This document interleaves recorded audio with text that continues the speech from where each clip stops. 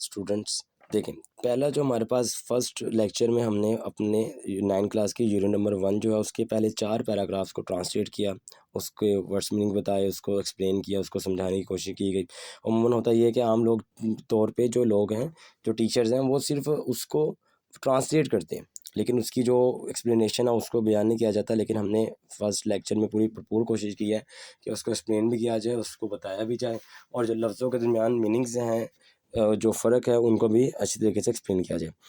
अब first 4 paragraphs हो गए, इनके अंदर आने वाला एक हमारे पास बॉक्स क्वेश्चन है, इसको भी देख लेते हैं, क्योंकि पेपर के अंदर आपको जो क्वेश्चन आने हैं वो बॉक्सेस वाले भी आने हैं, और बॉक्सेस वाले के अलावा जो हमारे पास एक्सरसाइज वाले होते हैं लास्ट पे चैप्टर के, वो भी आने हैं। ठीक है, तो अब हम ये देख लेते हैं कि इसका जो आंसर है वो क्या है, फर्स्ट बॉक्स वाले का या सेकंड पैराग्राफ में जो आपको एक दिया गया है। तो देखिए, हमारे पास क्वेश्चन है, what kind of competition was held to cast. तो इसके लिए हम सिंपली इसके आंसर में यहाँ से शुरू कर सकते हैं। Every year a fair was held for political competitions at Ukaz. ठीक है, नॉर्मली ये इसके लिए आंसर है। या ये नहीं करना तो हम सिंपली ये भी कह सकते हैं कि आप fair was held for competition या political competition at Ukaz every year. तो यूँ भी हम इसको सिंपली तौर पे लिख सकते हैं। ये इस लाइन से हमने इसका आंसर कर लिया। अब हम नेक्स्ट जो है अपने जो पैराग्राफ्स हैं उसको ट्रांसलेट करना शुरू करते हैं। फर्स्ट 4 पैराग्राफ्स की होगी, अब हमने स्टार्ट करना है पैराग्राफ नंबर 5। तो पैराग्राफ नंबर 5 में क्या बात की जा रही है वो देख लेते हैं साथ ही हम। तो शुरू करते हैं। द पीरियड ऑफ वेटिंग, यानी कि इंतज़ार का अरसा। पीरियड से मुराद क्या होता है बेटा? एक अरसा है, एक वक़्त का दुरानिया है। तो वेटिंग से मुराद है कि इंतज़ार के, द पीरियड ऑफ वेटिंग, इंतज़ार का अरसा, हैड कम, हो चुका था, टू क्लोज, ख़त्म, यानी कि इंतज़ार का अरसा ख़त्म हो चुका था, इख्तिताम पज़ीर हो चुका था। वी कैन से डैट, इख्तिताम पज़ीर हो चुका था, ख़त्म हो चुका था। नेक्स्ट लाइन, हिज ओवरफ्लोइंग, यानी कि ओवरफ्लोइंग से क्या मुराद है बेटा? लबरेज, भरा हुए होना, कि हिज हार्ट वाज, कि उनका दिल जो है वो भरा हुआ था, लिबरेज था, विद प्रोफाउंड कंपैशन। प्रोफाउंड का मतलब है गहरा, डीप, कि आप अलैहिस्सलाम का दिल गहरी हमदर्दी से झलक रहा था, भरा हुआ था। कैसी हमदर्दी? यानी हमदर्दी की, कि आप सल्लल्लाहु अलैहि वसल्लम का दिल इंसानियत के लिए, आगे लिखा हुआ है ना, फॉर मैनकाइंड, कि इंसानियत के लिए बेहद हमदर्दी से लिबरेज था, कि आप अलैहिस्सलाम, आप सल्लल्लाहु अलैहि वसल्लम का दिल इंसानियत के साथ गहरी हमदर्दी करने के लिए भरा हुआ था या लिबरेज था। हम ये क्या, अब देखें आगे, कि ही, यानी आप सल्लल्लाहु अलैहि वसल्लम हैड अ प्रेसिंग अर्ज, यानी आप सल्लल्लाहु अलैहि वसल्लम की शदीद ख्वाहिश थी। बेटा प्रेसिंग का मतलब शदीद, और अर्ज कहते हैं ख्वाहिश को। लॉन्ग इसका सिनोनिम है। ठीक है, ख्वाहिश के लिए हम लॉन्गिंग्स जो है, लॉन्ग जो है इसका सिनोनिम हो जाएगा। एक लॉन्ग तो होता है ना, लंबे के लिए यूज़ करते हैं। ये सारी कैटेगरी हैं वर्ड्स की, हम किस तरीके से अपने वर्ड्स को इस्तेमाल करते हैं। ठीक है, 2 चीज़ें होती हैं, एक होती है how to use words and how to understand words. ये आपको बातें जो ना आम बातें नहीं है, ये हर जगह, हर जो चैनल है पढ़ाने वाला या हर टीचर, वो इस इतने एक-एक वर्ड को एक्सप्लेन नहीं करता।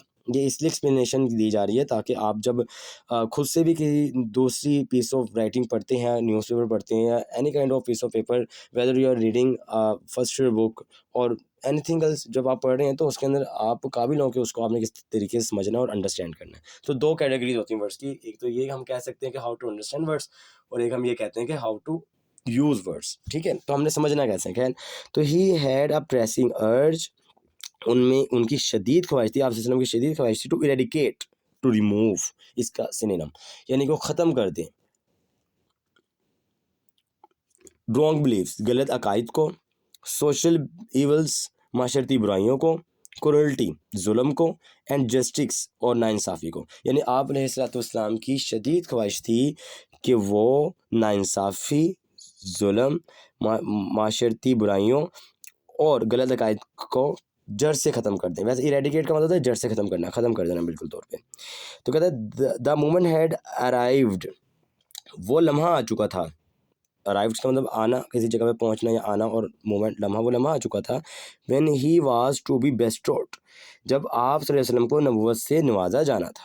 ठीक है, विद नबूवत, नबूवत से, कि जब वो लम्हा आ चुका था जब नबी करम सल्लल्लाहु अलैहि वसल्लम को नबूवत से नवाजा जाना था।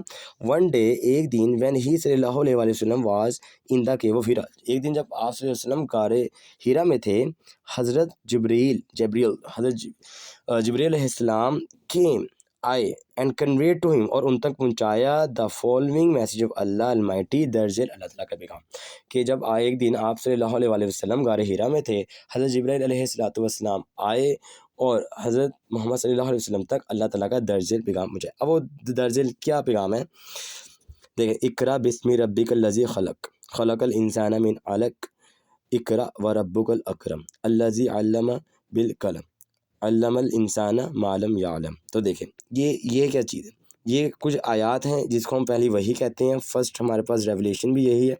तो देखें, read in the name of thigh Lord, पढ़ो अपने परवरदिगार के नाम से, पर अपने रब के नाम से। हु क्रिएटेड, जिसने पैदा किया, जिसने बनाया। क्रिएटेड मैन, जिसने इंसान को बनाया। From a clot of congealed blood, जिसने इंसान को एक जमे हुए खून के लोथरे से बनाया। देखिए, क्लॉट का मतलब है लोथरा और कंजील का मतलब है मुंजमिद, यानी कि जमे हुए खून के लोथरे से बनाया। रीड एंड थाईलॉट, बेटा थाई जो है ना योर की एक पुराना हम कह दें कि ओल्ड जो इंग्लिश है उसकी में है। तो रीड एंड थाई लॉर्ड, पढ़ो और तुम्हारा रब, इज मोस्ट ब्यूटीफुल, सबसे ज़्यादा या इंतहाई करीम है, करम करने। बाउंटीफुल मतलब कि रहीम, करीम, करम करने वाला है, रहीम है, रहम करने वाला है। ठीक है, तो read and the Lord is most bountiful, पढ़ो और तुम्हारा रब इंतहाई करीम है। हु टॉट, जिसने सिखाया। द यूज़ ऑफ पेन, कलम का इस्तेमाल सिखाया। टॉट मैन, इंसान को सिखाया। That which he new not, जो वो नहीं जानता था। न्यू जो है नाउ की, KN और W, नाउ मतलब कि किसी चीज़ को जानना, इसकी सेकंड में होती है न्यू। तो देखिए, इंसान को वो कुछ सिखाया जो वो नहीं जानता था। ये हमारे पास बेटा हमारे पास ये मुकम्मल हो गया पैराग्राफ नंबर 5। अब नेक्स्ट पैराग्राफ हम शुरू करने लगे हैं, जिसमें हमने पढ़ना ये है कि किस तरीके से वही का सिलसिला शुरू हुआ, कब तक जारी रहा, और हमने इसकी स्टडी करनी है। तो देखें, paragraph number 6, the revelation of divine message. बेटा डिवाइन का मतलब क्या होता है, डिवाइन मैसेज का पैगाम इलाही, अल्लाह ताला, डिवाइन का वर्ड अल्लाह ताला के लिए हम यूज़ करते हैं। ठीक है, तो द रेवलेशन यानी कि वही, ऑफ द डिवाइन मैसेज, वही जो कि अल्लाह ताला का क्या है, इलाही, पैगाम इलाही है, यानी अल्लाह ताला का पैगाम है। तो the revelation of the divine message के पैगाम में इलाही, वही की सूरत में, विच कंटिन्यूड, जो कि जारी रहा। देखें, हम अगर आगे ये देखें ना, विच कंटिन्यू, जो कि जारी रहा। फॉर द नेक्स्ट 23 ईयर्स, जो कि अगले 3 साल तक के लिए जारी रहा। ठीक है, यानी कि वो क्या हुआ कि जिसने अगले 3 साल तक जारी रहना था, हैड बिगन, वो शुरू हो गया। एंड द रसूलुल्लाह सल्लल्लाहु अलैहि वसल्लम अराइजन, और आप वसल्लम उठ खड़े हुए, हैड अराइजन, उठ खड़े हुए थे। टू प्रोक्लेम, दावा करने के लिए, ऐलान करने के लिए। ठीक है, वैसे प्रोक्लेम का मतलब दावा करना भी होता है, और एक ये है कि ऐलान करना, कि आप वसल्लम उठ कर रोए ऐलान करने के लिए, किसके, द वननेस ऑफ अल्लाह तौहीद, कि अल्लाह ताला की वहदानियत का ऐलान करने के लिए। And the unity of Mankind, और इंसानियत की इत्तेहाद के लिए खड़े हुए ना। ठीक है, तो देखें, ये पूरी लाइन का मतलब क्या है कि the revelation of the divine message, यानी पैगाम इलाही वही की सूरत में अगले 23 वर्ष तक जारी रहना था, शुरू हो चुका था। और रसूलुल्लाह सल्लल्लाहु अलैहि वसल्लम अल्लाह की वहदानियत, तौहीद, हम ब्रैकेट में लिख देंगे, तौहीद ना भी लिखें खैर, कि वहदानियत और इंसान के इत्तेहाद का बाज़ाब्ता तौर पर, यानी कि खुल्लम खुल्ला, प्रोक्लेम करते तो खुल्लम खुल्ला ऐलान करते, खुल्लम खुल्ला ऐलान करने के लिए उठ खड़े हुए थे। नेक्स्ट देख लेते हैं, लाइन क्या है हमारे पास। हिज मिशन, हिज सल्लल्लाहु अलैहि वसल्लम मिशन वाज टू, कि आप अलैहिस्सलाम का मकसद था, डिस्ट्रॉय, तबाह करना या ख़त्म करना, द नेक्सिस ऑफ सुपरस्टिशन, बंधन को तोहम परस्ती के। बेटा जो तोहम परस्ती है, इसको क्या मतलब, क्या सुपरस्टिशंस का मतलब ये है, जैसे कि लोग जो हैं अकीदा गलत बना होता है कि मतलब कि अगर हमारे आगे से कोई ब्लैक कैट, काली बिल्ली गुजर गई है तो हमारा दिन जो है अच्छा नहीं गुजरेगा, या घर में कोई कौवे बोल रहे हैं तो हमारे घर में जो हमें मेहमान आएंगे। इस तरह के जो बिलीव्स होते हैं ना, ऐसा करोगे तो ऐसा हो जाएगा, ऐसा करोगे ऐसा हो जाएगा, तो ये हमारे इस्लाम में गलत है। हम इस तरह की चीज़ों के ऊपर ईमान नहीं रखते, इस्लाम ने मना किया। तो कहते हैं हिज मिशन, आप का मकसद था, वाज टू डिस्ट्रॉय, उनका मकसद तबाह करना था, द नेक्सिस ऑफ सुपरस्टिशन, तो हम परस्ती के बंधन को, के ताल्लुक को ख़त्म करना था, इग्नोरेंस जहालत को ख़त्म करना था, एंड डिसबिलीव और गलत अकायद को ख़त्म करना था, एंड सेटअप और कायम करना था अ नोबल कंसेप्शन।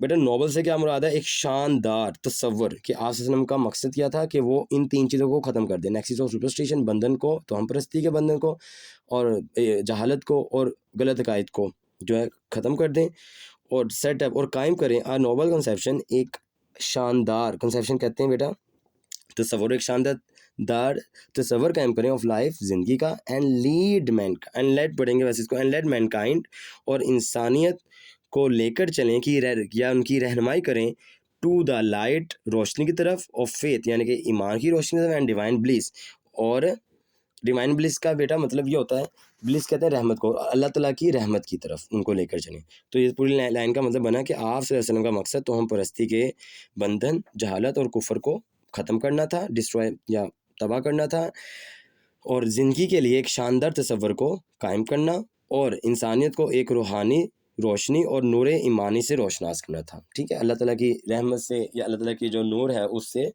जो है शनासाई करवानी थी, या उससे जो है आप ने उनकी तरफ लेकर चलना था। ये हमारे पास हो गया हमारे 6 पैराग्राफ भी। अब हम देख लेते हैं कि हमारे पास जो है 7 वाले पैराग्राफ में क्या बात की जा रही है। तो देखें ये 2 पैराग्राफ्स हैं, सिंपली तौर पे उन्होंने ये बताया गया कि क्या आपसे के ऊपर कैसे जारी हुई या कैसे आमद शुरू हुई वही की, और कितने साल तक, जो कि अगले 23 साल तक जिसने जारी रहना था वो शुरू हो चुकी थी, और क्या आपसे का मकसद पढ़ लिया। ये आ सकता है क्वेश्चन कि word was the mission of रसूलुल्लाह सल्लल्लाहु अलैहि वसल्लम, ओल्ड जो बुक है उसमें तो ये ऑलरेडी है, तो इसमें भी आ सकता है जो अब पेपर जोन है।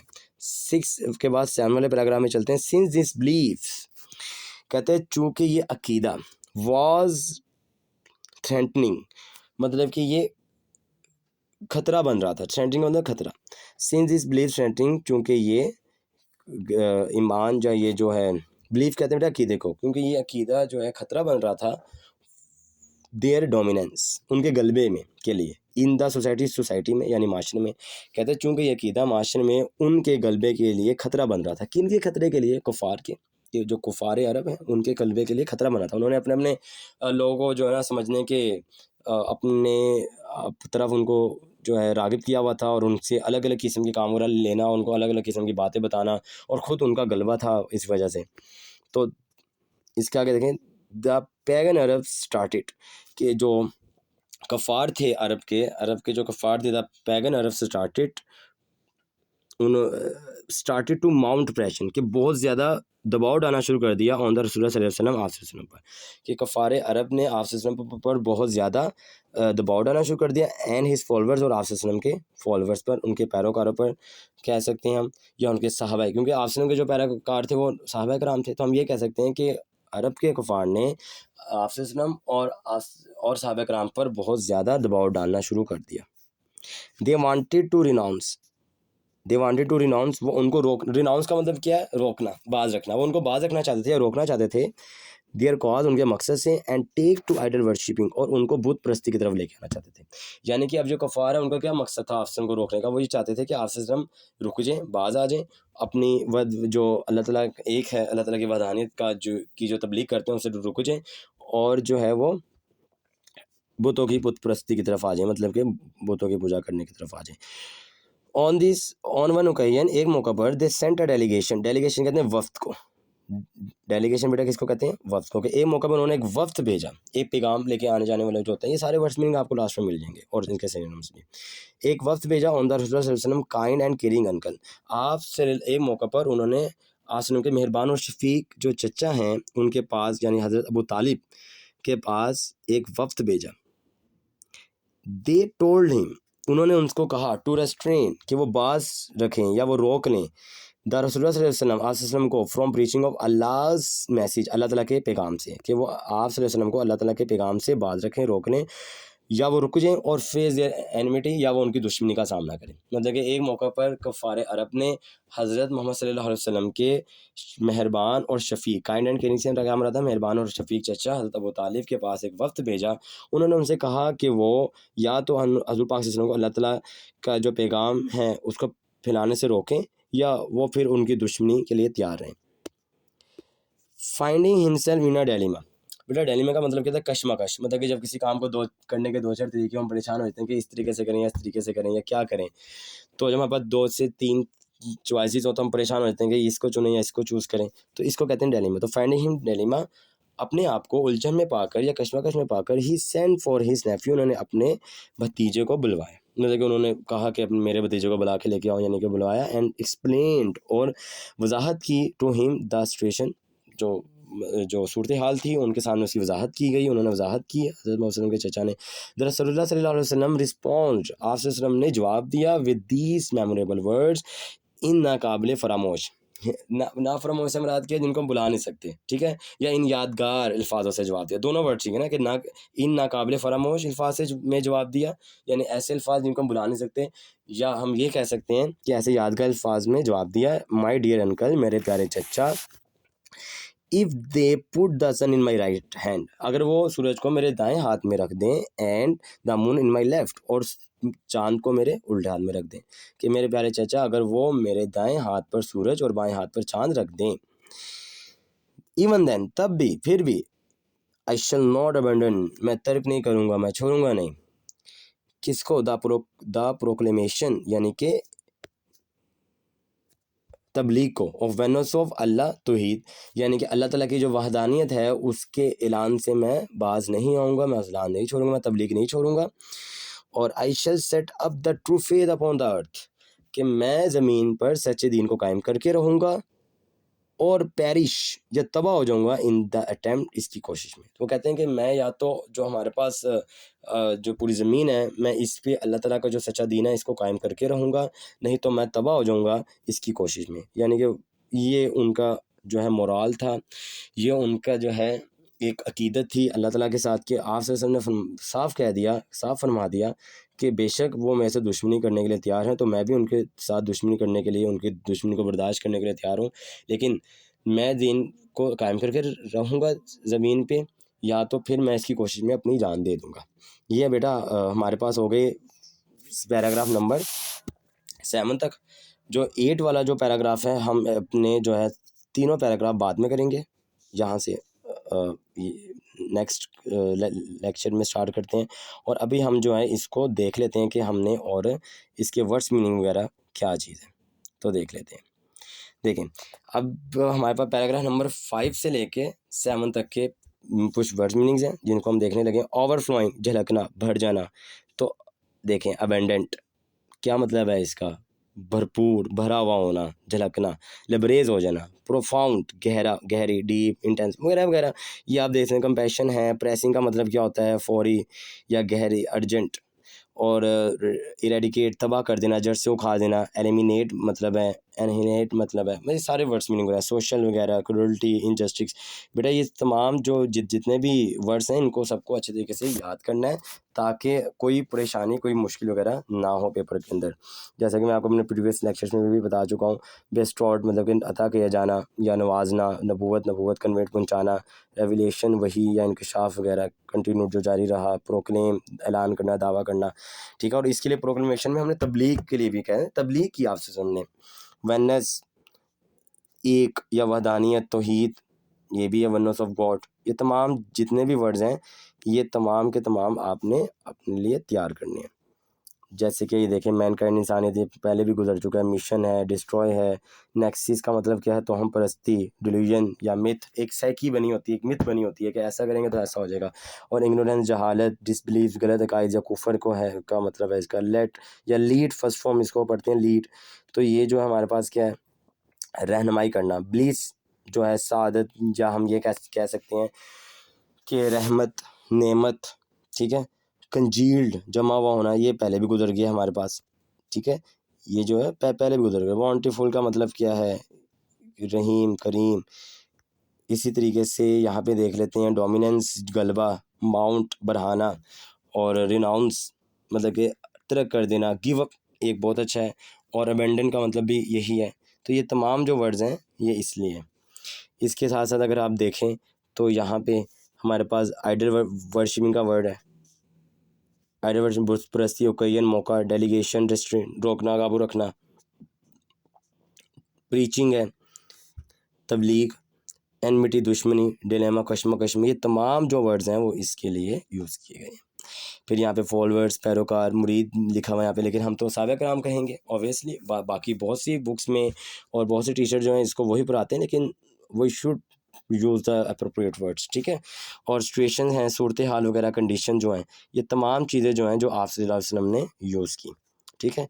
और ये भी देख लेते हैं इसके साथ साथ, यहाँ पे मंडन तरक कर देना, छोड़ प्रोक्लेमेशन ऐलान करना, या वहाँ पे हमने तबलीग के लिए यूज़ किया तौहीद। ये सारे इसके नीचे देखें, तौहीद एक खुदा पे ईमान रखना या एक खुदा को मानने वाले को मोनोथीस्ट या मोनोथीज़म, ठीक है, यूनिफिकेशन, ये तमाम जितने भी हैं ये इसके हमारे पास मीनिंग्स हैं। Is it clear? आज का लेक्चर हमारा यहाँ तक ही है। इसको अच्छे तरीके से पढ़ें, याद करें, सुने।